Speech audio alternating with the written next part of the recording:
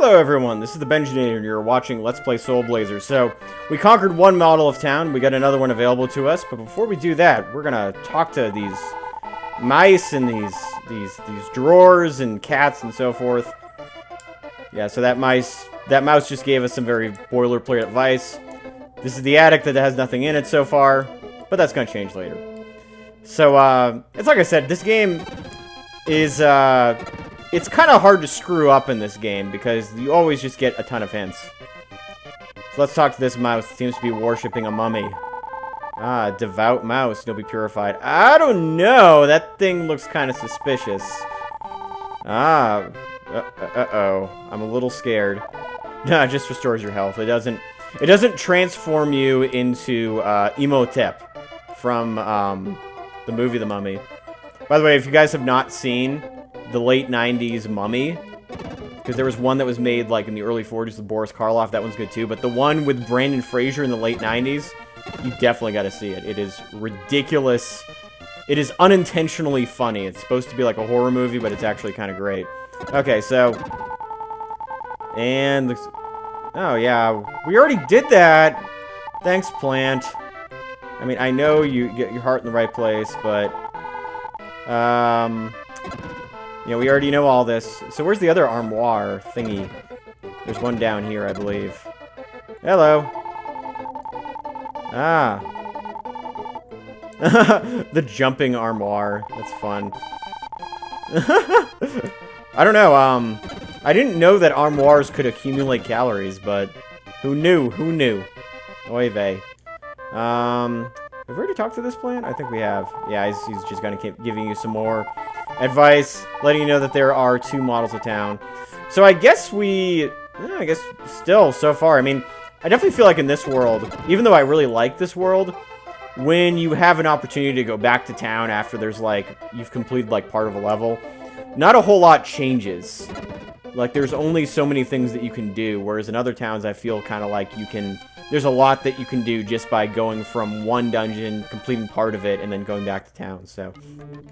Alright, so now we're gonna go to the slightly more affluent, model of town, so. Only 10 monster layers, not too bad.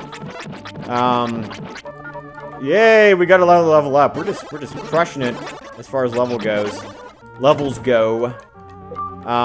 So yeah, like, you can see that the buildings are kind of bigger. Maybe it's a later model of town.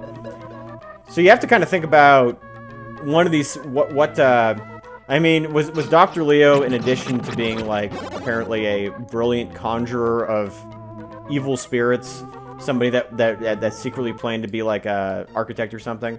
I mean, I guess he could just do a lot. It's pretty impressive. Pretty impressive stuff, Dr. Leo.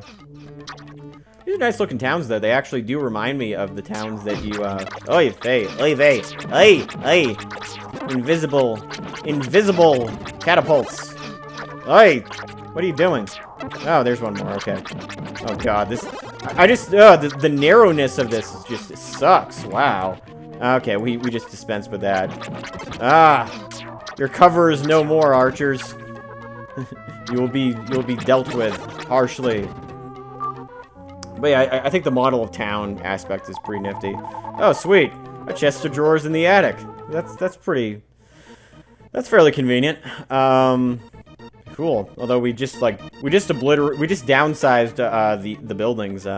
You know, the property value has gone down significantly since we've intruded here. So maybe we're not destroying these buildings, but we are devaluing them. So, you know, we are imposing economic economic destruction to this town. You know, we're obliterating its economic base. And we just did that again by creating, like, pools of sludge. So, again, I don't know if this is supposed to be a metaphor for, you know, globalization or what have you, but let's pretend it is. Let's pretend that what you're doing to these mall of town are just, like, they're a metaphor for the American-Japanese economy. No, I don't think they're that sophisticated. I think the game designers are just like, let's just make a nifty little game where you go through a little town and, you know, when you release monster layers, you make the houses a little bit smaller so that you can go through these passages. But who knows? Who knows?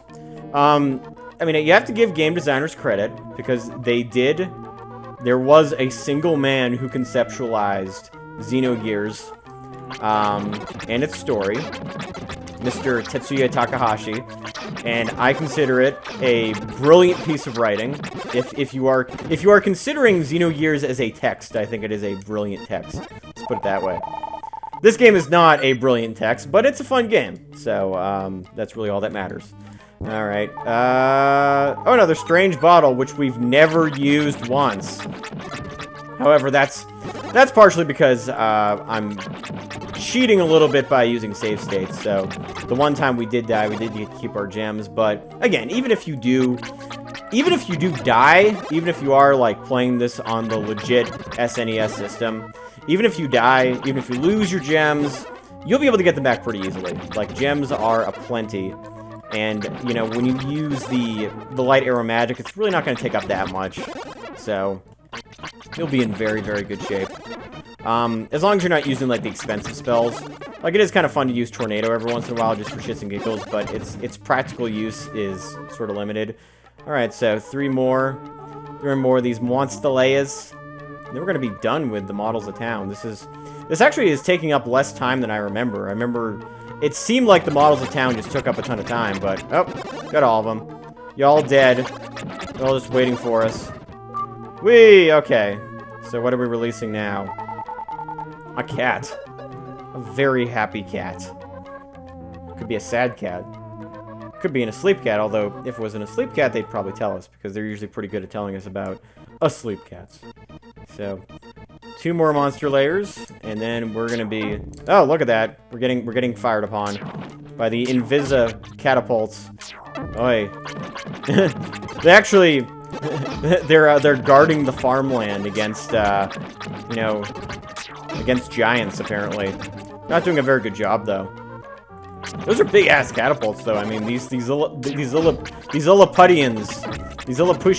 whatever you want to call them, they're very, very good at engineering.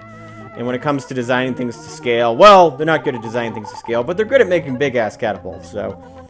Alright, so we've just re-released something that was really important. Those are the steps to the basement, again, to Dr. Leo's laboratory. And that's where we're going to be encountering the final leg of our journey in World 5. Just whipping right through this game, guys.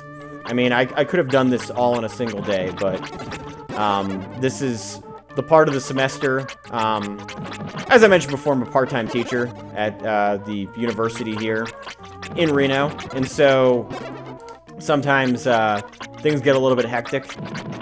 And this is definitely one of those times. This is, we're almost in May. The semester's almost over. There's a lot of finals I gotta start worrying about and grading, and student emails that I gotta reply to, so it's one of those things where, when it comes to LPs, you don't have as much time as you would hope for. So, we're all set. Cool. Yeah. Alright. So let's explore, what we released. What hath we released? Okay. So, oh, talking plant. Hello, plant. Actis Nataya. Oh, alright, cool. So, actually, we do want to equip these, because we received somewhat of a hint about them before. Emits a particular scent that attracts cats. So that's going to be useful for, helping out that mouse friend of ours. Oh, hello. Foreign towns. Well, they're not that foreign. They all speak the same language as far as we can tell. Ah, so we can actually, we can store medical herbs. It's just like, no, I'm not gonna put anything in your chest, even though you just gave me this rant about chests and their purpose and having stuff in them. He's like, I'm still happy. But anyway, yeah, so there's not really any point in storing your medical herbs because you can pick them up easily. And as you've seen, this game, if you have the shield bracelet, it's going to be hard to lower your HP, so it's really not necessary. I never found much use for it. So, now we got the cats. We're gonna lure them out right here since we got the leaves. Hello. Yeah, so actually, I believe that you want to have them come over here. Could be wrong. I'm just trying to remember exactly where we want to... Oh yeah, we want to bring them through this door, because you'll know when you brought them to the right place, because they'll stop following you. So, watch this. Come on. Come on, cat. Cat! Cat, I believe in you. Just barely, though. Ah! Come on, follow me. Ah, there we are. Cool. So now we're all set. So, we've talked to these cats now. They'll talk about how good the smell is. And now we've made the Rat Man happy. Thank you! Yay! Ah, he's gonna give us a present, which is very, very nice of him. We're saviors in the Ratville. So, the magic of the Spark Bomb. And I actually, the Spark Bomb is kind of nifty. It drops a bunch of mines and makes them blow up. And I'll be showing that off in the next place that we actually fight in. Aw. Poor mice. At least they're smart. I don't know. Plants probably could fear getting picked up and dug out of their roots. So, yeah, so that's that plant right there. Literally, you can take its plants and use herbs. Get some bud, so forth. So I believe actually we are. Yeah, we're done with. We're actually done with most of the stuff here. So I guess that means that we can head to the basement, where we're going to be going to the final leg of this journey. So now we're in the power plants, the Kraftwerk.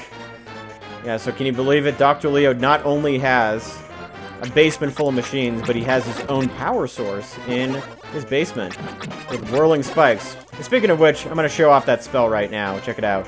Boom, boom, boom. Blows everything up. And it only hit one, so naturally, light arrow, still much better than everything else. So, that's something to keep in mind. Yay! Okay, let's go down here and get ourselves a treasure chest. Light armor. Oh, wow. So, no damage from weaker monsters, and it's got stronger defense power. I'll take it. And, we gotta defeat these guys and the Hello Choppers. And, fortunately, this area is not quite as vast as the first area that we fought in the basement, so that's something that's kind of nifty. Makes it a little easier. Makes it a little bit more straightforward, as it were. Alright, so the Mopmen will be defeated. At least we're not dealing with the Lilliputians. Oh, wow. Okay, so apparently I was wrong. This area is a place where you need some ice armor, which kind of sucks, because the ice armor is not very good defensively. But, you know, we can deal. We can deal. So far, we've been doing fairly well with dealing with all these creatures. And so before we step on that monster layer, let's kill all the bulldozers so that way their numbers don't get reset. Perfect. Yay. Cool. Dun, dun, dun, dun, dun. Step on the monster layer. Okay. And then we're going to go down south. Going south. To go to the area with the annoying ice things. And again, you can take damage if you want, but I wouldn't recommend it. Dead. What have we got? Ah, that's not gonna hit it. That blows. Alright, there we go. Yay! I love the sound of monsters being defeated and monster layers blowing up, and it's all so pleasant. Yep, alright, so we got another layer here. And we're gonna kill this guy, and this guy, and this guy, and this guy, and they're just lambs to the slaughter, these things are. And we're gonna create another layer with a bunch of worms. What are they gonna do? They're gonna hop around. Ay. Yeah, the worms are, they're kind of fun. They're like, they're an interesting enemy. They get to use the terrain to their advantage. They're not very effective, of course, but we're not gonna fault them for that, are we? Alright, so let's step on this guy and see what is given to us. Ah! Wow, something released in town. What have we now? A doll. Ah, that's new. That's a new, NPC type, so to speak. Didn't have a lot of talking dolls here. Alright, so we got two more. And I'm gonna keep the ice armor on just for the time being, because I have this sneaking suspicion that we are gonna have to use it again. Alright, so Helichopper. Helichopper's actually quite easy. Like, I forgot how easy it is to kill these things, like, once you actually have the right sword. It's kind of crazy. but it is something that does happen. Because they just kind of come at you, and you can usually, if you attack rapidly enough, it'll take care of itself.